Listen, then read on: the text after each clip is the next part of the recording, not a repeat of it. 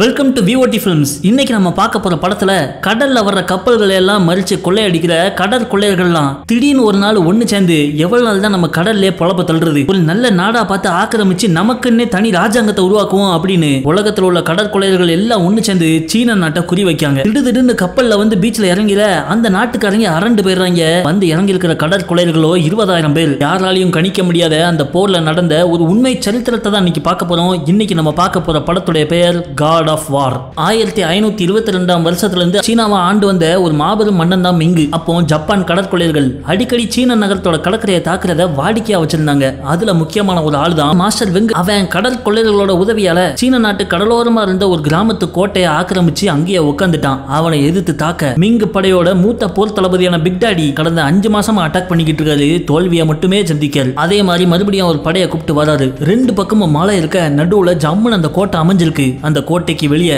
ஈஸியா யாரும் உள்ள ஓடி வந்துடக்கூடாதுன்னு கம்பு கம்பா சொல்லி வச்சிருக்காங்க. நம்ம படை தளபதி பிக் டாடியும் வீர தீரமா உள்ள பூந்து போவ அந்த ஆளுகள் எல்லாம் அவங்க மேல இருந்து பந்தூச துப்பாக்கியால சுட்டு கொண்டுட்டாங்க. அதுல நம்ம தளபதிக்கும் நெஞ்சில் ஒரு அம்பு இறங்கிடுது. ஆனா அதை புடுங்கி போட்டு அவர் அட்டாக் பண்றதுக்கு ஓடி வராரு. ஆனா பாவம் நம்ம பயவில்லையால அந்த கோட்டையோட வாசலை கூட தொட முடியல. அதுக்குள்ள ஒரு 100 பேர் கிட்ட பீஸ் ஆயிருப்பாங்க. இதை பார்த்து அவங்க இது ஒப்பேராது, நம்ம திரும்ப ஓடிடலாம் அப்படின்னு சொல்லிட்டு அவங்க திரும்ப ஓடுறப்போ கோட்டையோட கதவை திறந்துட்டு காசுக்காக கூலிப்படையா மாறின சாமுராய் ரோனின்கள் ஓடி வந்து இவங்களை விரட்டி வெட்டுறாங்க. எப்படியோ தப்பிச்சா பழச்சா போதுன்ட்டு நம்ம பிக் டாடி வந்த படையை கூப்பிட்டு திரும்ப ஓடியே போயிட்டாரு. இத கோட்டை மேல இருந்து பாத்துக்கிட்டு இருந்த ஜப்பான் கடற்படை தளபதியோட ஆளு இவனுக்கு என்ன ஸ்கூலுக்கு மணி அடிச்ச மாதிரி கரெக்டா டானு டெய்லியும் 8 மணிக்கு வந்து அட்டாக் பண்ணிட்டு அடி வாங்கிட்டு ஓடிடுறாங்க அப்படின்னு சிரிச்சுக்கிட்டு இருக்க மாஸ்டர் வெங் அவன் பக்கத்திலேயே அவனுக்கு ஆலோசகரா இருக்கிற ஒரு மூத்த தளபதி உட்கார்ந்து இருக்காரு. இந்த பெருசு தான் சண்டையில எப்படி போடணும் எப்ப அட்டாக் பண்ணுங்கிற எல்லா பிளானையும் போடுறது. இவங்க காசு கொடுத்து கூலிப்படையா வச்சிருக்கிற அந்த ரோனின்ஸே இவங்களை அடிச்சு விரட்டிட்டாங்களே, நம்ம ஏன் அவங்க இடத்துக்கு போய் அவங்க அடிச்சு தோக்கடிச்சிட கூடாது அப்படின்னு கேட்க, இப்போ நம்ம மலைக்கு நடுவுல உட்கார்ந்து இருக்கறனால அது நமக்கு ஒரு அரண் மாதிரி இருக்கு. அதனால வர்ற வேலையில எல்லாம் ஈஸியா அடிச்சிடுறோம். இது நம்ம இந்த கோட்டையை விட்டு வெளியே போய் அவங்க இடத்துக்குள்ள பூந்துட்டா எல்லா சைடுல இருந்து நம்மள அடிச்சு சக்கைய புழிஞ்சிருவாங்க. அப்பதான் இவர் சொல்றாரு, தெற்கு பக்கத்துல பிக் டாடியோட கமாண்ட்ல சுமார் 2 லட்சம் வீரர்கள் இருக்காங்க. ஆனா அதை பத்திலாம் கூட எனக்கு பிரச்சனை இல்ல. மிங்கு படையில புதுசா ஒரு ஜெனரல் சீன் ஒருத்தன் சேர்ந்திருக்கான். அவன் பல பேட்டில்கள்ல மிங்கு படைக்கு வெற்றியை தேடி தந்த செய்தி வருது. அதை நினைச்சுதான் எனக்கு கொஞ்சம் கவலையா இருக்கு அப்படிங்கிறார். இவங்க இங்க பேசிக்கிட்டு இருக்க அங்க பெண்கள் கதற சத்தம் கேக்கு. உடனே நம்ம பெருசோட அசிஸ்டன்ட் ஓடி போய் பார்க்கான். அந்த ரோனின்கள் இவங்க கைப்பற்றின கிராமத்தில் உள்ள பெண்களை கபலீகரம் பண்றாங்க. அதை பார்த்த மாஸ்டர் வெங்க கடுப்பாகிறாரு. ஆனா பெருசோ, நம்மளே இங்க வேற ஒரு மன்னருக்காக உதவி பண்ண வந்திருக்கோம். இங்க நம்ம தேவையில்லாத பிரச்சனை எல்லாம் தலையிட வேண்டாம். ரோனின்கள் என்ன பண்றாங்களோ அது அவங்க பாடு, நீ ஓரமா போடா என் பாடு அப்படின்னு சொல்லிட்டு நம்ம மாஸ்டர் வாங்க அனுப்பி விட்டுறாரு. அதே நேரம் அந்த பக்கம் நம்ம பிக் டாடியோட கேம்ப்ல அவரை பார்க்கறதுக்காக கமாண்டர் ஹூவே அங்க வராரு. உங்களுக்கு நெஞ்சில அம்பு குத்திட்டுன்னு கேள்விப்பட்டேன் அப்படின்னு சொல்லிட்டு வர, அதை பத்தி ஒன்னும் கவலைப்படாதீங்க கமாண்டர், நல்லா தான் இருக்கேன். இன்னைக்கு சாயங்காலம் இன்னொரு அட்டாக்கையும் பண்ண போறேங்காப்ல.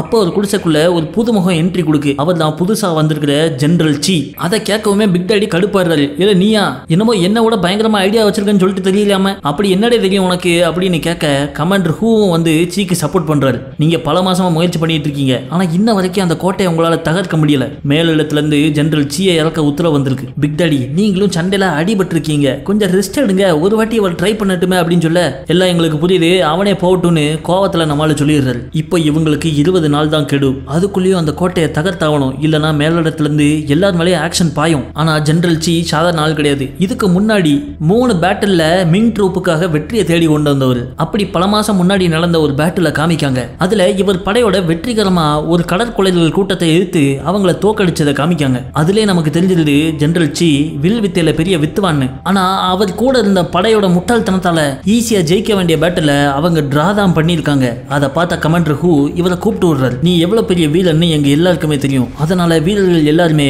உன் கூட சேர்ந்து உனக்கு கீழே சண்டை போட ஆசைப்படுறாங்க அப்படின்னு சொல்றாரு. அதை கேட்ட ஜெனரல் சி, அதுதான் தலை இங்க பெரிய பிரச்சனையே, நான் அவங்கள பாதுகாப்பாங்கிற நினைப்புல வீரர்கள்லாம் என் படையில வந்து சேர்ந்துடுறாங்க. ஆனா பயவில அதுகள் சண்டை போட மாட்டுக்கு. ஒரு புது படையை உருவாக்குறதுக்கு எனக்கு நீங்க அனுமதி தாங்க, நானே ஆட்களை தேடி கண்டுபிடிச்சு படையை உருவாக்கி அவங்களுக்கு ட்ரைனிங்கும் கொடுக்கேன் அப்படிங்க. அந்த கடற்கொள்ளையர்களை எடுத்து சண்டை போடவே நேரம் இல்ல. இதுல நீ புது படையை வேற தளர்த்தி அவங்களுக்கு ட்ரைனிங் வேற கொடுக்க போறீங்க, ஒழுங்கா போய் போர்ல ஜெயிக்கிற வழியை பாரு அப்படிங்காரு. ஆனா நம்ம ஜெனரல் சியோ அப்படி இப்படின்னு விவரமா பேசி எப்படியோ அவர் கமாண்டர் ஹூவை ஒரு புது படையை உருவாக்குறதுக்கு அனுமதி கொடுக்க ஒத்துக்க வச்சிடறாரு. இதெல்லாம் பல மாசங்களுக்கு முன்னாடி நடந்தது. இப்போ நம்ம ஜெனரல் சியை காமிக்காங்க. அவருடைய புது படையோட சும்மா தெம்பா கெத்தா அந்த கடற்கொள்ளையர்கள் இருக்கிற கோட்டையை தாக்குறதுக்கு ரெடியாகி நிக்காரு. ஆனா ஒரு 5 நாளுக்கு தொடர்ந்து அந்த கோட்டைக்கு தூரத்துல இருந்து ஓன்னு கத்திட்டு திரும்ப போயிடுறாங்க. ஜெனரல் சியோட ஆட்களே அட்டாக் பண்ணி அவர் பயப்படுறாரா என்னங்கிற மாதிரி யோசிக்காங்க. அதே மாதிரி அந்த கடற்கொள்ளையர்களும் ஒருவேளை நம்மளை தாக்குறதுக்கு இவங்க பயப்படுறாங்களோ அப்படின்னு யோசிக்க அப்போ பெருசு தான் விவரமா இவன் 30 வயசு ஆறதுக்கு முன்னாடியே 3 பேட்டில் ஜெயிச்சவன், இவனை குறைச்சி இட போட்டுறாதீங்க, எப்பவும் அலர்ட் மோட்ல இருங்குங்க. அப்போ ஒரு நாள் நைட்டு சோர்னு மழை பெய்யுது. அப்போ நம்ம ஜெனரல் சியோட ஆட்கள் ஓடி வந்து தலைவரே நல்ல மழை பெய்யுது, இதான் அட்டாக் பண்றதுக்கு சரியான தருணம் அப்படிங்காங்க. ஆனா இவரோ அதெல்லாம் வேண்டாம், போய் ரெஸ்ட் எடுங்க அப்படின்னு அனுப்பி விட்டுருந்தாரு. அதே மாதிரி அந்த கடற்படை கேங்லையுமே மழை பெய்யுது, இதுதான் சரியான தருணம் சொல்லிட்டு நம்மளை அட்டாக் பண்ண வருவாங்கன்னு அவங்க நைட்டு ஃபுல்லா தூங்காமே கிடக்காங்க. அடுத்த நாள் காலையில விடியுது. நம்ம ஜெனரல் சி வெளியே வந்து பார்த்தா அவருடைய ஆட்கள் எல்லாம் நிம்மதியா தூங்கிட்டு இருக்காங்க. இதான் சரியான நேரம் அப்படின்னு ஒரு 300 வீரர்களை மட்டும் கூட்டு போய் அந்த கடற்கொள்ளையர்கள் ஒளிஞ்சிருக்கிற கோட்டைக்கு வந்துடுறாங்க. அவங்களோ கொரட்டை விட்டு தூங்கிட்டு இருக்காங்க. டம்முன்னு வெடிகுண்டை போட்டு அந்த கோட்டையோட செவுத்து தகர்த்துல எல்லாம் அலறி அடிச்சு எந்திக்காங்க. அதுக்குள்ளேயும் நம்ம ஆளுங்க கோட்டை செவுறு மேலே ஏறி உள்ள புந்தன ஆளுங்க மரணத்தனமா விட்டுறாங்க. இந்த செய்தி அந்த கோட்டைக்கு உள்ள இருக்கிற பெருசு காதுக்கு போய் சேர்ந்து நம்மளுடைய முதல் லைன் ஆஃப் டிஃபென்ஸை மிங் ட்ரூப் தகர்த்துட்டாங்க அப்படின்னு சொல்ல இந்த ஜெனரல் சி கொஞ்சம் விவரமான பயதான் போல இருக்கு அப்படின்னு நம்ம பெருசே அவனை பாராட்டுறாரு. அப்ப அங்க வந்த மாஸ்டர் வெங்கோ இப்ப நம்ம ரோனின்ஸ்க்கு கை கொடுக்குற நேரம் வந்துட்டு நம்மளும் சேர்ந்து அட்டாக் பண்ணலாம் அப்படிங்க. ஆனா பெருசோ வேண்டாம், இப்ப இங்க இருந்து நம்ம தப்பிச்சு ஓடுறதுதான் கரெக்டான முடிவு அப்படின்னு சொல்லிட்டு ஆளுங்களை எல்லாம் பேக் பண்ண சொல்றாரு. கடகடன்னு திங்ஸ் எல்லாம் பேக் பண்ணிட்டு அவங்க போறப்போ பெருசோட உத்தரவின் பேர்ல எதையோ தூவி விட்டுக்கிட்டே போறாங்க. அப்போ அந்த ரோனின் கூட்டம் அங்க வந்து என்னையா சண்டை போடாம ஓடுறீங்க அப்படின்னு கேட்டா நீங்க வேணா சண்டை போடுங்க, இப்ப நாங்க கிளம்புறதுக்கான டைம் ஆயிட்டு அப்படின்னு சொல்லிட்டு ஏதோ ட்ரெயினை பிடிக்க போற மாதிரி ஓடி போயிடுறாங்க. சில நேரம் கழிச்சு அந்த கோட்டையோட வாசலை காமிக்காங்க. நம்ம பிக் டாடி அவரோட படையை கூப்பிட்டு வராரு. வாசல்ல எல்லாம் செத்து கிடக்காங்க. அந்த கோட்டையோட கதவு முன்னாடி வந்து நிக்க சடார்னு கதவை திறக்கும் போது இவர் வாழ உருவதாரு. பார்த்தா நம்ம ஜெனரல் சி தான் உள்ள இருந்து திறக்காரு. அதை பார்த்து இவருக்கு ஆச்சரியம். 5-6 மாசமா நான் முயற்சி பண்ணிக்கிட்டு இருக்கேன், வந்த ஒரே வாரத்துல தூக்கிட்டான ஐயா அப்படின்னு நம்ம ஜெனரல் சியை பாராட்டுறாரு. பிறகு இவங்க 2 பேரும் சேர்ந்து உள்ள போய் பார்க்காங்க. அங்க இருந்த பெருசு ஓடிட்டான். இவருடைய ஆட்கள் அவங்கள விரட்டிட்டு போயிருப்பாங்கன்னு பார்த்தா அவங்க கீழே கிடக்குற வெள்ளி காசை பொறுக்கிட்டு இருக்காங்க. காசை தூக்கி வீசிட்டு போனா பிச்சைக்கார பையில எப்படி பொறுக்குவாங்கன்னு தெரிஞ்சு பெருசு விவரமா வெள்ளி காசை வீசி விட்டு போயிட்டாப்ல. அப்போ ஒருத்தன் திடீர்னு ஓடி வந்து நம்ம ஜெனரல் சி காலில் விழுந்து ஐயா காப்பாத்துங்க, எங்க ஊர் மக்களை எல்லாம் ஒரு வீட்டுக்குள்ள போட்டு பூட்டி வச்சுட்டாங்க ஐயா அப்படின்னு சொல்லிட்டு கதறவும் இவர் ஓடி போய் அந்த கதவை திறந்து விடுறாரு. பார்த்தா உள்ள ஏகப்பட்ட மக்கள் அடவட்டு கிடக்காங்க. நம்ம ஜெனரல் சி அவங்களை காப்பாத்தினதை பார்க்கவும் எல்லாரும் ஓடி வந்து முன்னாடி மண்டி போட்டு அவருக்கு நன்றி சொல்றாங்க. அப்பதான் நம்ம பிக் டாடி கவனிக்காரு. மண்டி போட்டிருக்கவங்க மடியில கத்தி வாளோட உர தெரியுது. இலை செருக்கில அப்படின்னு சொல்லிட்டு அதுல ஒருத்தனை பிடிச்சு அவர் மிதிக்க சடார்னு அவனுக்கு எல்லாரும் வாழை உருவிட்டு நம்ம ஜெனரல் சியும் பிக் டாடியும் போட பார்க்காங்க. பார்த்தா ஊர் மக்கள் வேஷத்துல ஒளிஞ்சிருந்த ரோனின்ஸ் தான் இவங்க. நம்ம சியும் பிக் டாடியும் 2 பேரும் தனியா நின்று எதிரில் உள்ள எல்லாவனையும் அடிச்சு மலத்துறாங்க. அப்ப துணைக்கு ஆட்கள் ஓடி வந்து அந்த ரோனின்ஸ்லாம் சண்டையை விட்டுக்கிட்டு அங்கிருந்து தெரிச்சு ஓடுறாங்க. விடாதீங்களா அப்படின்னு சொல்லிட்டு இவங்களை கொல்லணும்னு நம்ம ஆளுங்க விரட்டி வந்துகிட்டு இருக்க முன்னாடி போயிட்டு இருந்த ரோனின்ஸ் சட்டுன்னு தரையில படுத்துடுறாங்க. பார்த்தா அதுக்கு அங்கிட்டு நம்ம பெருசோட கேங்கு கையில கேனங்களோட வெயிட் பண்ணிக்கிட்டு இருக்காங்க. எதிரில் ஓடி வந்த நம்ம சியோட கேங்கு அரண்டு போய் நின்ற சட்டுன்னு அவங்க சுற்றவும் அங்க இருந்த ஒரு ஆர்ச்சை உடஞ்சி அப்படியே நம்ம ஜெனரல் சியும் அவர் ஆட்கள் மேல விழுந்துருது. இவங்களை காப்பாத்துறதுக்குள்ளேயும் அந்த பெருசு அண்ட் கேங்கு ராணின்ஸ்களோட அங்க இருந்து ஓடி போயிடுறாங்க. பிறகு எப்படியோ நம்ம ஜெனரல் சியை காப்பாத்தி அவரும் பிக் டாடியும் உட்காந்து நம்ம எதிர்த்து சண்டை போடுறது சாதாரண கடல் கொள்ளையர்கள் மட்டும் கிடையாது, அவங்களுக்கு போர் யுக்திகள் தெரிஞ்சிருக்கு. எனக்கு தெரிஞ்சு ஜப்பான் நாட்டுக்காரன் உள்ள பூந்துட்டான் போல இருக்க அப்படின்னு பேசிக்கிட்டு இருக்க அப்ப நம்ம கமாண்டர் ஹூ அங்க வாராரு. கையில ஒரு சரக்கு பாட்டிலோட வந்திருக்காரு. ஆனா கூடவே சீக்ரெட் சர்வீஸ் போலீஸ் குரூப்பையும் கூட்டு வந்திருக்காரு. இவங்களை எதுக்கு கூட்டு வந்திருக்கீங்க அப்படின்னு நம்ம ஜெனரல் சி கேட்க மேலிடத்துல இருந்து உத்தரவு, நீங்க கடற்கொள்ளையர்களை தப்பிச்சு ஓட விட்டீங்க, அவங்க கூட சேர்ந்து நீங்களும் பிளான் பண்ணி தான் இதை பண்ணிருக்கிறதா மேலிடத்துல நினைக்கிறாங்க. நான் தான் எப்படியோ பேசி சமாளிச்சு உங்க மரண தண்டனையை கம்மி பண்ணி ஜெயில் தண்டனை ஆக்கியிருக்கேன் அப்படின்னு சொல்லிட்டு நம்ம பிக் டாடியை அரெஸ்ட் பண்றாங்க. நம்ம ஜெனரல் சியை ஹவுஸ் அரெஸ்ட்ல வைக்காங்க. அப்ப சியோ பிக் டாடியை ஜெயில போட்டா என்னையும் ஜெயில போடுங்க, 2 பேர் நம்ம நாட்டுக்காக தான் உழைச்சோம் அப்படின்னு சொன்னா அரசியல் வேற மாதிரி, அது உங்களுக்கு புரியாது, சொல்றதை மட்டும் கேளுங்க, இல்லைன்னா 2 பேருக்கும் மரண தண்டனை கிடைச்சிருக்கும். பிக் டாடியும் தண்டனையை பெருந்தன்மையா ஏத்துக்கிட்டு போயிடுறாரு. அப்படியே சில பல மாதங்கள் உருண்டு ஓடுது. நம்ம ஜெனரல் சி அவரோட மனைவியோட வீட்டுல நல்லா ஜாலி பண்ணிக்கிட்டு இருக்காரு. தினம் நைட்டு முதுகு மசாஜ் பாக்குற நமக்கே கல்யாணம் பண்ணணும்னு ஆசையை தூண்டுற அளவுக்கு ஒரு வாழ்க்கையை வாழ்றாரு. ஆனா அவர் வீட்டுல இருந்த அந்த ஒரு சில மாதங்கள் அவர் சாமான மட்டும் இல்ல போருக்கான ஆயுத சாமான்களையும் டெஸ்ட் பண்றாரு. அப்பதான் இவருக்கு புரியுது துப்பாக்கி குண்டு பட்டா இவங்க ஷீல்டு சுக்கு சுக்கா செதறி இருதுன்னு. அப்ப நம்ம ஷீல்டை ஸ்ட்ராங் பண்ணணும். பிறகு அந்த ஜப்பான்காரங்க பயன்படுத்தின வாளை எடுத்து பார்த்து அவரு ரொம்ப பதமா செஞ்சிருக்காங்க. இந்த வாளை உடைச்சு அதோட லேயரை ஸ்டடி பண்ணி இதே மெத்தட்ல நம்ம வாளையும் ஸ்ட்ராங்கா செய்யுங்கன்னு அதுக்கு ஒரு கூட்டத்தை போடுறாரு. அப்படி பேசிட்டு இருக்கும்போது ஒருத்தன் திடுதிடுன்னு உள்ள ஓடி வந்து, தலைவரே உங்களை திரும்ப படையோட ஜெனரலா போஸ்ட் பண்றதுக்கு கவர்மெண்ட்ல இருந்து ஆர்டர் வந்துட்டு அப்படிங்க. அப்ப பிக் டாடி அப்படின்னு கேட்டா அவரை பத்தி எந்த வார்த்தையும் வரலையா. உடனே நம்ம ஜெனரல் சி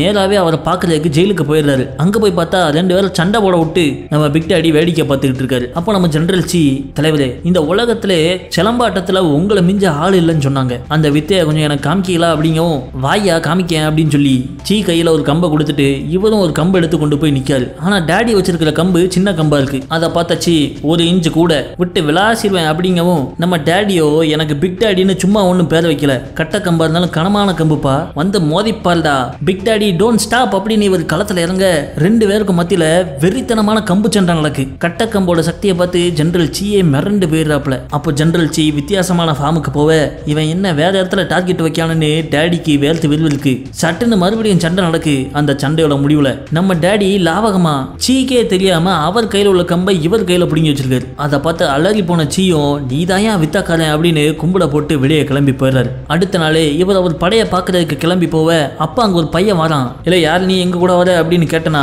கமாண்டர் ஹூ தான் என்ன அனுப்பி விட்டாரு, உங்ககிட்ட நிறைய கத்துக்கடை இருக்குன்னு சொல்லிட்டு என்ன உங்க கூட அனுப்பி வைக்காது அப்படிங்க. ஆனா இவங்க நம்ப மாட்டுக்காங்க. ஐயா எனக்கு எழுத படிக்க தெரியும், உங்களுக்கு ஒரு இலவம் வராது, என்ன கூட வச்சுக்கோங்க அப்படின்னு சொல்லவும் ஜெனரல் சீயும் சரின்னு சொல்லிடுறாரு. அவருடைய ஆட்கள் அங்கிருந்து கிளம்புறதுக்கு குதிரையை ரெடி பண்ணிக்கிட்டு இருக்க அப்ப நம்ம ஜெனரல் சீயோட மனைவி வெளியே வராங்க. இவங்ககிட்ட சொல்லாம கொள்ளாம சீ விட்டுட்டு போறாரு அப்படின்னு தெரியும். அவங்க கோவப்பட்டு உள்ள போவ இவர் கன்வின்ஸ் பண்ணிட்டே பின்னாடியே போறாரு. ஒன்ன விட்டுட்டு போவானாமா அப்படி இப்படின்னு என்னெல்லாமோ பிட்ட போட்டு பார்க்காரு, எதுவும் செல்ஃப் எடுக்கல. இறுதியா மனைவியும் கூப்பிட்டு அவர் ஊருக்குள்ள ஒரு ஹோட்டலுக்கு வராரு. அங்க சில வீரர்கள் சரக்கடிச்சுக்கிட்டு கும்மாளம் பண்ணிக்கிட்டு இருக்காங்க. அப்ப உள்ள வந்த நம்ம ஜெனரல் டீமுக்கும் அவங்களுக்கும் வாக்கிய தகராறு ஆயிருது. உடனே அவனுங்களோ இல்ல நாங்க யார் குரூப் தெரியும்ல, ஜெனரல் சீயோட ஆட்கள், கடற்கொள்ளையர்களே கொண்டவங்க, நீங்க யாரில் வென்றுகளா அப்படின்னு சொல்லிட்டு அவன் கையை நீட்டில ஜெனரல் சீயே உள்ள பூந்து வெளுக்க ஆரம்பிச்சிடறாரு. அப்போ ஒருத்த ஓடி வந்து ஜெனரல் என்ன மன்னிச்சிருங்க, இவங்க உங்க படையை சேர்ந்தவங்க தான், ஆனா உங்களை அடையாளம் தெரியாம போயிட்டு அப்படின்னு சொல்ல ஜெனரல் சீக்கு கோபம் உச்சி மண்டைக்கு ஏறிடுது. இவனுங்கெல்லாம் என் படையில இருக்க லாய்க்கு கிடையாது அப்படின்னு சொல்லிட்டு வெறுட்டு அங்கிருந்து கிளம்பிடுறாரு. பிறகு மனசை கொஞ்சம் ரிலாக்ஸ் பண்ணலான்னு அவங்க ஊருக்கு வெளியே இருக்கிற ஒரு சின்ன மீனவ கிராமத்துக்கு போறாங்க. அங்க கொஞ்சம் பாட்டு விளையாட்டுன்னு அவங்க மனசு ரிலாக்ஸ் ஆகுது. அப்போ அந்த கிராம மக்கள் இவங்களுக்கு வித்தியாசமான ஒரு மிஷினை காமிக்காங்க. மரக்கட்டையில சீவப்பட்ட சவதி குதிரை அப்படிங்காங்க. என்னையா சவதி குதிரை அப்படின்னு கேட்டனா, சவதியான நிலத்துல சல்லு சல்லுன்னு இதெல்லாம் வலிக்கிட்டே போலாமா. அதெல்லாம் அவங்க பார்த்துட்டு இருக்க அப்போ திடீர்னு மலைக்கு அங்கிட்டு இருந்து பயங்கரமா சத்தம் கேக்கு. என்னன்னு ஓடி போய் பார்த்தா அங்க 2 மக்கள் கூட்டம் மாறி மாறி அடிச்சுக்கிறாங்க. ஆனா அந்த ஊர் தலைவரோ சண்டையை நிப்பாட்டாம அங்க நின்று வேடிக்கை பார்த்துக்கிட்டு இருக்காரு. இதை நம்ம ஜெனரல் சீ பார்க்க அவரை கூப்பிட்டு விட ஓடி வந்த அவரு ஜெனரல் மன்னிச்சிருங்க, இவனுக்கு இதே வாடிக்கையா போயிட்டு அப்படிங்காப்ல. எதுக்கடே அடிக்காங்க அப்படின்னு கேட்டா, இந்த மலையில ஒரு தங்க சுரங்கம் இருக்கிறதா கேள்விப்பட்டு ஒரு ஊர் மக்கள் கூட்டம் இங்க வந்து இங்கேயே குடியிருந்து மலையை சுரண்ட ஆரம்பிச்சிட்டாங்களாம். தங்க இருக்குங்கிற செய்தி கேட்டு வேற எந்த ஊர் மக்கள் வந்தாலும் இந்த வந்த கூட்டம் அவங்கள அடிச்சு ஓட விட்டுக்கிட்டே இருக்காங்க. என்ன பண்றதுன்னு எனக்கு தெரியலங்க. ஆனா அவங்க சண்டை போடுற ஸ்டைல் இவருக்கு பிடிச்சிருந்தது. உடனே நேரா கமாண்டர் ஹூட்ட போயிட்டு நான் படையை உருவாக்கணும்னு சொல்லிட்டு இருந்தேனே, அதுக்கான ஆட்கள் கிடைச்சிட்டாங்க, அவங்கள ட்ரெயின் பண்றதுக்கு எனக்கு உங்களோட உதவி தேவைப்படுது அப்படிங்கவும் ஒரு வார்த்தை கூட பேசாம நேரா போன அவரு ஒரு பெட்டி நிறைய வெள்ளி காசை கொண்டு வந்து இவர் கையில கொடுத்துறாரு. நீதான் என் நாட்டுடைய எதிர்காலம், இந்த அப்படி இதை வச்சு அந்த ஆர்மியை நீ உனக்கு எப்படி வேணுமோ அப்படி ட்ரெயின் பண்ணிக்கோ அப்படின்னு சொல்லவும் அதை எடுத்துட்டு நேரா தங்க சுரங்கம் இருக்கிற அந்த ஊருக்கு போறாரு. அங்க உள்ள தலைவர் மூலமா அந்த மக்களுக்கு சொல்லி படையில ஜாயின் பண்ணுங்க அப்படின்னு சொன்னா, எங்களுக்கு வேற வேலை இல்லையா போவே அங்கிட்டுன்னு சொல்லிட்டு இவங்க சுரங்கத்துக்குள்ள போயிடுறாங்க. ஊர் தலைவர் ஒரு டம்மி பேசி அவன்கிட்ட சொன்னா ஒப்பேராதுன்னு நம்ம ஜெனரல் சீயே சுரங்கத்துக்குள்ள போய் அந்த கூட்டத்தோட தலைவன்கிட்ட பேச போறாரு. அந்த சுரங்கத்துல வாழ்ற மக்கள் கூட்டத்தோட தலைவன் பேரு டச்சங்கு. அவன்கிட்ட வந்து நம்ம ஜெனரல் சீ எங்க கூட சேர்ந்து கடற்கொள்ளையர்களை நீங்க சண்டை போட வரணும்னு கேட்காரு. ஆனா அவனும் மதிக்க மாட்டேங்கான். ஏன்னா இந்த மக்கள்லாம் இங்க வந்து இந்த சுரங்கத்துல இருக்கிறதுக்கு காரணமே கடற்கொள்ளையர்கள் அவங்க ஊர்ல உள்ள எல்லாரையும் அடிச்சு வீடுகள்லாம் நாசமாக்கிட்டாங்க. அவங்க எங்களை தாக்குறப்பெல்லாம் உதவிக்கு வராத ராணுவம் இப்ப எதுக்கடே என்கிட்ட வந்து நிக்கீங்க அப்படின்னு கேட்க நம்ம ஜெனரலோ நடந்தது நடந்து போச்சு, ஆனா உங்களுடைய சுரங்கத்துக்கு எல்லா வகையிலும் பாதுகாப்புக்கு நான் உறுதுணை, என்ன நம்பி என் கூட சண்டை போடுவாங்க, உங்களுக்கு எதுவுமே ஆகாம நான் பாத்துக்கிறேன் அப்படிங்க. ஆனா டச்சங்கோ இந்த மாதிரி ஆசை வார்த்தையெல்லாம் பேசி எங்களை மயக்க முடியாது, உங்க சொல்லுக்கு நாங்க கட்டுப்படணும்னா என் கூட சண்டை போட்டு ஜெயிச்சு காமிடே, அதுக்கப்புறம் பார்ப்போம் அப்படின்னு சொல்ல ஜெனரல் சீக்கும் டச்சங்குக்கும் அங்க ஒரு ஃபைட்டை வைக்காங்க. 2 பேரும் ஒருத்தனுக்கு ஒருத்தன் சளைச்சவன் கிடையாது. ஆனா ஜெனரல் சீ அவரோட வித்தைகள்ல 1 இன்ச்சு கொஞ்சம் மேல. டச்சங்குக்கு அடிபற்றக்கூடாதுன்னு பார்த்து பார்த்து அவனை தூக்கி வீச ஒரு கட்டத்துல அவனை தலகுப்பத தூக்கி போட்டுறாரு. அவமானப்பட்ட டச்சங்கு சட்டுன்னு எந்திரிச்சு அடிக்காத சட்டுன்னு கும்பிட போட்டு நம்ம ஜெனரல் சண்டை முடிஞ்சது நான் ஜெயிச்சிட்டேன் அப்படிங்காரு. அதை கேட்டு அவமானத்துல மதம் பிடிச்ச டச்சங்கு அங்க இருந்து ஒரு பெரிய சுத்தியல் எடுத்துக்கிட்டு நம்ம ஜெனரல் அடிக்க வர அவரு மெண்டல் மாதிரி சல்லு சல்லுன்னு பூந்து போய்கிட்டு இருக்காரு. அப்ப இவன் அவரை அடிக்கன்னு சொல்லிட்டு அங்க இருந்த ஒரு தூணை அடிச்சு உடைச்சிடறான். அது மேல நின்று சண்டையை வேடிக்கை பார்த்துட்டு இருந்த டச்சங்கு ஊர் சின்ன பிள்ளைகள் சில பேர் அங்க இருக்கிற தீக்குள்ள உள்ள போயிடுறாங்க. அப்ப நம்ம ஜெனரல் சடார்னு சூப்பர்மேன் மாதிரி ஓடி போய் அவங்கள பிடிச்சு அந்த குழந்தைகளை தீல விழாம காப்பாத்திடுறாரு. இதை பார்த்த டச்சங்கு மனதுருகி போய் உங்க சொல்லுக்கு நான் கட்டுப்படுறேன், எப்ப வரணும் எங்க வரணும்னு மட்டும் சொல்லுங்க, என் மக்களை கூப்பிட்டு நான் அங்க வந்து நிக்கேன் அப்படின்னு சொல்ல அடுத்த நாளே படைக்கான பயிற்சி ஆரம்பிக்கு. டச்சங்கு அவன் ஊர் மக்களை எல்லாம் கூப்பிட்டுக்கிட்டு நம்ம ஜெனரல் சீயோட இடத்துக்கு வர அவர் ஒரு பெரிய ட்ரைனிங் கேம்பே அமைச்சு இவங்களுக்கு போக்கஸ்டா ட்ரைனிங் கொடுக்காரு. அப்போ மூங்கில் ஈட்டின்னு சொல்லப்படுற வித்தியாசமான ஆயுதத்தெல்லாம் காமிக்காரு அந்த ஊர் மக்கள். இந்த மாதிரி ஆயுதத்தை இப்பதான் முத தடவை பார்க்காங்க. அது எல்லா பக்கமும் கூரான இரும்பு ஈட்டிகள். ஆனா அதுக்குள்ள மூங்கில் இலைகளை சொருகி விட்டா மூங்கில் மரமானிக்கே தெரியும். அந்த ஆயுதத்தை எப்படி பயன்படுத்தணுங்கிற பயிற்சி, கிராத்தே, குங்ஃபு, ஓட்ட பயிற்சின்னு ஒரு பீஸ் விடாம எல்லாத்தையும் இவங்க மேல திணிக்காரு. பால் சண்டை, ஈட்டி சண்டை, ஷீல்டை வச்சு கூட்டமா ஃபார்மேஷன் போடுறதுன்னு இந்த ஊர் மக்களை அக்மார்க்கு போர் வீரர்களாவே மாத்திடுறாரு நம்ம ஜெனரல் ஜி. ட்ரைனிங்கோட முடிவுல எல்லா சிக்ஸ் பேக்ஸ் எல்லாம் வச்சு பருத்தி வீரர்கள் மாதிரி ஆயிடுறாங்க. ஆனா அதே நேரம் இந்த பக்கம் நம்ம கடற்கொள்ளையர்கள் கூட்டம் பெருசு சும்மா இல்ல. ஜெனரல் ஜி என்ன பண்றான், அவன் படையில எத்தனை பேர் இருக்காங்கிற எல்லா டீட்டெயிலையும் கலெக்ட் பண்ணிட்டாரு. ஜெனரல் ஜியோட படையில 3134 பேர் இருக்காங்க. புதுசா சில ஆட்களை சேர்த்து அவன் படையை உருவாக்கியிருக்கான் அப்படின்னு தெரியும். அப்ப மாஸ்டர் வெங்கு போன வாட்டி நடந்த சண்டையில அந்த கோட்டையிலே வச்சு அந்த ஜெனரலை முடிச்சு விட்டுருக்கலாம், பெருசுதான் தேவையில்லாம கிளம்பி போயிடும் சொல்லிட்டு நம்மளை கூட்டு வந்துட்டாரு அப்படின்னு சொல்லவும், இல்ல என்னையவே நீ கேள்வி பண்றியா அப்படின்னு அவர் மாஸ்டர் வெங்க பிடிச்சு கேட்காரு. நம்ம பெருசு முன்னாடி மேப் வச்சு இவங்களுக்கு ஒரு பிளான் சொல்லிட்டு இருக்காப்ல. அந்த மேப்ல மொத்தம் 3 ஊர் இருக்கு. ஒன்னு டைசு, அதுதான் மிங் எம்பரரோட ஹெட் குவார்டர்ஸ். இன்னொரு ஊர் நிங்காய், மூணாவது இருக்கிறது சின்ஹே அப்படிங்கிற ஊரு. இந்த சின்ஹேங்கிற ஊர்ல தான் நம்ம ஜெனரல் சியோட குடும்பமும் அவர் படையில உள்ள வீரர்களோட குடும்பமும் இருக்காங்க. இவங்க கூலிப்படையா வச்சிருக்காங்களே ராணின்ஸ், அவங்கள நிங்காயை அட்டாக் பண்ண அனுப்பி விட்டா ஜெனரல் சி அவனோட படையை கூப்பிட்டுட்டு கிளம்பி போவான். ஆனா அவங்க போய் சேர்றதுக்கே ஒரு நாள் ஆயிரும். அந்த கேப்ல நம்ம டைசுவை அடிச்சு கைப்பற்றிடலாம் அப்படிங்க. அவங்க பிளான் போட்ட மணிக்கே இங்க நிங்காயை அட்டாக் பண்ண சுமார் 20,000 கடற்கொள்ளையர்கள் வந்து நிக்கிறதா இவங்களுக்கு செய்தி அனுப்பி விட்டுருந்தாங்க. அந்த செய்தியை நம்பி அன்னைக்கு சாயங்காலமே ஜெனரல் சி அவருடைய படையாட்களை கூப்பிட்டுட்டு கிளம்பி போறாங்க. அவங்க நிங்காயை நோக்கி போய்கிட்டு இருக்க அப்போ அந்த கூலிப்படை ராணின் கூட்டம் இவங்கள பாத்துறாங்க. உடனே அவங்க சத்தத்தை போட்டுக்கிட்டு இவங்களை போட்டு தள்ளலான்னு ஜாலியா வந்துகிட்டு இருக்க அதை பார்த்த நம்ம ஜெனரலுக்கு ஷாக்கு. எல்லாரும் ஃபார்மேஷனுக்கு போங்க அப்படின்னு சொல்லிட்டு அவங்களுக்கு பயிற்சி கொடுத்த ஃபார்மேஷன்ல அனுப்பி விடுறாரு. இந்த ராணின் கூட்ட தலைவன், இல்ல துப்பாக்கி வச்சிருக்கவங்க எல்லாம் முன்னாடி வந்து ஷாட்டை போடுங்க அப்படிங்கவுமே அவங்க துப்பாக்கி படை வந்து அடிக்காங்க. ஆனா நம்ம ஜெனரல் சீப் பண்ணிருக்கிற புது ஷீல்டை துப்பாக்கி புல்லட்டாலே தொலைக்க முடியல. இது ஒப்பேராது, நேரா போய் அடிச்சிட வேண்டியதான் அப்படின்னு சொல்லிட்டு அந்த ராணின்ஸ்லாம் கத்திக்கிட்டே வாளோட ஓடி வராங்க. பார்த்தா நம்ம ஆளுக ஃபார்மேஷன் பண்ணிருக்கிற இடத்துக்கு முன்னாடி ஒரு பெரிய பள்ளம். ஓடி வந்த அவங்க புதன்னு பள்ளத்துக்குள்ள உள்ள நம்ம சீயோட ஆட்கள் மேல இருந்து ஈட்டியால தாக்கி அவங்கள ஈஸியா போட்டு தள்ளிடுறாங்க. அதை பார்த்த ரோனின் தலைவன் இருக்கிற ஆளுகளை கூப்பிட்டு வந்த வழியிலே ஓடி போயிடுறான். அந்த பேட்டில் சுமார் 300 ரோனின்ஸ்கள் கொல்லப்பட்டாங்க. ஆனா ஜெனரல் சியோட ஆட்கள் சொற்பமான ஆட்கள் தான் காயப்பட்டாங்க. இது வரலாறு. அந்த சண்டை முடிஞ்சு இவங்க இலப்பாடிட்டு இருக்கப்போ ஒருத்தன் ஓடி வந்து நம்ம ஜெனரல் சீட்டை நம்ம சின்ஹேவை ஜப்பானீஸ் சோல்ஜர்கள் அட்டாக் பண்ண வந்து நிக்காங்க அப்படிங்க. அதை கேட்ட உடனே அந்த படையில உள்ள ஆட்கள்லாம் ஓடி வந்து, ஜெனரல் உடனே நம்ம திரும்ப போகணும், நம்ம பொண்டாட்டி பிள்ளை எல்லாம் அங்கதான் இருக்காங்க அப்படின்னு சொல்றாங்க. ஆனா ஜெனரல் சியோ இங்க வாங்கல மடப்பயல்களா அப்படின்னு கூப்பிட்டு அந்த மேப்பை காமிக்காரு. நம்ம இங்க இருக்கிறப்போ அவங்க சின்ஹேவை ஏன் அட்டாக் பண்றாங்க, ஏன்னா அவங்க நம்ம ஹெட் குவார்டர்ஸான டைசுவை தான் டார்கெட் பண்றாங்க. நம்ம பொண்டாட்டி பிள்ளைகளை பத்தி கவலைப்பட வேண்டிய அவசியம் இல்லை, ஏன்னா நம்ம நாட்டு மங்கைகளே பெரிய வீராங்கனைகள் தான். அதுலயும் ஏன் பொண்டாட்டி இருக்காளே பொலி போட்டுருவா, அதனால அவங்கள பத்தி நான் கவலைப்பட மாட்டேன். இருந்தாலும் நம்ம 3000 பேர் இருக்கோம், நம்ம படைய பாதியா பிரிச்சு பாதி பேர் ஜிங்கேக்கு போங்க, மிச்ச பேர் நம்ம நேரா டைசுக்கு போலாம் அப்படின்னு ஆர்டர் போடுறாரு. இங்க ஜின்யேலேயோ நம்ம ஜெனரல் சியோட மனைவிட்ட ஒரு சில வீரர்கள் வந்து உடனே பொருள் எல்லாம் பேக் பண்ணிட்டு கிளம்புங்க, 10,000 கடற்கொள்ளையர்கள் நம்ம ஊரை அட்டாக் பண்ண வந்துகிட்டு இருக்காங்க அப்படின்னு சொல்றான். ஆனா நம்ம ஜெனரல் மனைவியோ, இது என்னோட ஊரு, 10,000 பேர் என்ன 10 லட்சம் பேர் வந்தாலும் நான் நின்று சண்டை போடுவேங்க, ஊர் மக்கள் எல்லாம் ஒண்ணு கூட்டுங்க, நம்ம ஊரை நம்ம தான் காப்பாற்றணும் அப்படின்னு சொல்லிட்டு ஆர்டர் போட்டு போயிடுறாங்க. அவங்க சொன்னபடியே ஊர் மணி அடிச்சு மக்களை ஒண்ணு கூட்டுறாங்க. போர் உடையெல்லாம் போட்டுக்கிட்டு நம்ம ஜெனரலோட மனைவி சும்மா ஜாமுன்னு நடந்து வராங்க. எல்லாரையும் கூட்டி ஃபயர் ஸ்பீச்சை கொடுத்து அந்த ஊர்ல உள்ள பெண்கள் பெருசுகள்னு எல்லாருக்கும் போர் உடைய அணிவிச்சு அவங்க ஊரோட கோட்டைச்சோர்ல நிப்பாட்டுறாங்க. அதே நேரத்துல நம்ம ஜெனரல் சியோட படையில இருந்து பாதி பேர் பிரிஞ்சு இங்க வராங்களே, அவங்களும் முடிஞ்ச அளவுக்கு வேகமா ஊரை நோக்கி ஓடி வந்துகிட்டு இருக்காங்க. ஆனா அதுக்குள்ளேயும் ஜப்பான்காரங்க ஜிங்கே ஊர் மேல தாக்குதல ஆரம்பிச்சிடுறாங்க. அவங்களோட தலைநகரத்துல இருந்து 4 கிலோமீட்டர் தள்ளி இருக்கிற ஒரு சின்ன ஊர்ல இந்த கடற்கொள்ளையர்கள் ஜப்பான் பெருசு எல்லாம் கேம்ப் போட்டு உட்கார்ந்து இருக்காங்க. அவங்க ஒரு 10,000 பேர் கிட்ட இருக்காங்க. நம்ம ஜெனரல் சியோ வெறும் 1500 பேரை வச்சுட்டு அங்க வந்து நிக்காரு. வேற வழி இல்ல, தாக்குதல போட்ட வேண்டியதான் அப்படின்னு சொல்லிட்டு கொஞ்சமும் யோசிக்காம அந்த கடற்கொள்ளையர்கள் இருக்கிற ஊருக்குள்ள பூந்துடுறாங்க. இதுல வந்த கடற்கொள்ளையர்களை அடிச்சுட்டு அவங்க முன்னேறிட்டு இருக்கத தூரத்துல இருந்து அந்த பெருசு பாக்குது. அப்போ ஜெனரல் சி ஆளுங்களோட கையில இருந்த அந்த மூங்கில் மரம் போன்ற ஆயுதத்தை இவரே இதுவரை பார்த்தது கிடையாது. ரொம்ப வித்தியாசமான ஆட்களா இருக்காங்க, நீ உடனே நம்ம ஆளுகளை அனுப்பி அவங்கள பின்னாடி இருந்து ரவுண்ட போட சொல்லு, அதே நேரத்துல ஒரு பெரிய மூங்கில் கம்பியும் கொண்டு போக சொல்லு, அவங்களோட ஷீல்டு அதை வச்சுதான் தடுக்க முடியும் அப்படின்னு சொல்லி அனுப்பி விடுறாரு. அவர் சொன்ன மாணிக்கே சில ஆட்கள் அவங்கள பின்னாடி போய் ரவுண்ட போட்டுற ஒரு சின்ன குறுகிய தெருவுக்குள்ள முன்னாடியும் பின்னாடியும் எதிரிகள் சரவுண்ட் பண்ணிட்டாங்க. 2 சைடுல இருந்து பலத்த துப்பாக்கி சூடு, அது மட்டும் இல்லாம பக்கத்துல இருக்க பில்டிங் மேல இருந்து அம்பு விட்டுட்டு இருக்காங்க. வசமா ஆகப்பட்ட நம்ம ஆளுங்க என்ன பண்றதுன்னு தெரியாம நடுவுல மாட்டிக்கிட்டு முழிச்சுக்கிட்டு இருக்க அப்ப நம்ம ஜெனரல் சி மேல இருந்து சுட்டுட்டு இருந்தவங்கள சட்டுன்னு 2 பேரும் அம்பு விட்டு கொண்டுட்டு ஒரு கம்பை போட்டு கடன்னு கூரைக்கு ஏறிடுறாரு. அங்க இருந்து எட்டி பார்த்ததுல இந்த கடற்படைகளோட கமாண்டர் எங்க இருக்காங்கிறத கண்டுபிடிச்சிடறாரு.